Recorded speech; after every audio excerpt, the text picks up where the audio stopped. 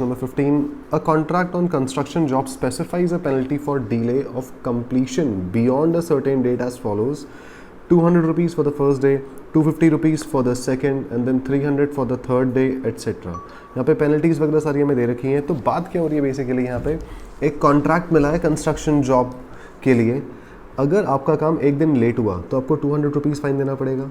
अगर दूसरे दिन भी लेट हुआ तो फिर 250 रुपीज़ और देने पड़ेंगे। देन अगर तीसरे दिन भी काम लेट हुआ तो 300 रुपीज़ और देने पड़ेंगे। मतलब फर्स्ट डे इतना अमाउंट देना पड़ेगा, फिर सेकंड डे 250 और थर्ड डे 300 देना पड़ेगा। ठीक है।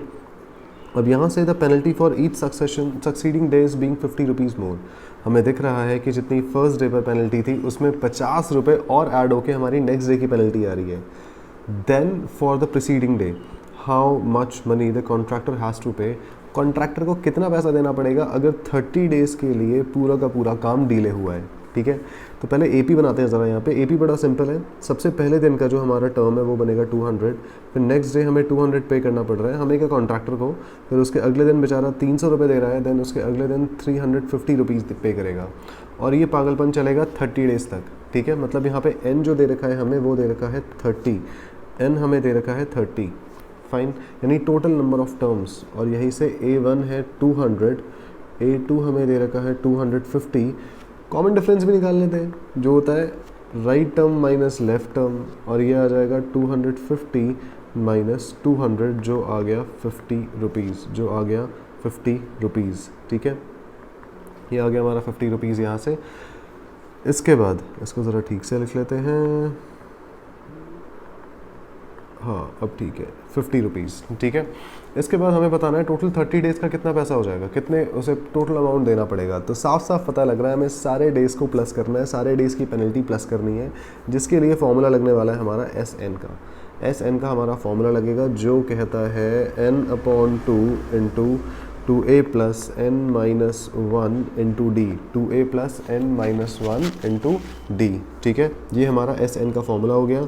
n है हमारा यहाँ पर कितना 30/2 इंटू 2 इंटू ए मतलब फर्स्ट टर्म, और भाई फर्स्ट टर्म हमारी ये रही यहाँ पे, यानी 2 into 200 plus n minus 1 plus n minus 1 into D.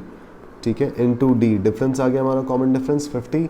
n की वैल्यू हमारी 30 थी, वैल्यू पुट कर दी है। फटाफट से अब कटाकट काटना शुरू करते हैं इनको। 2 से कटा 30, ये हो गया 15।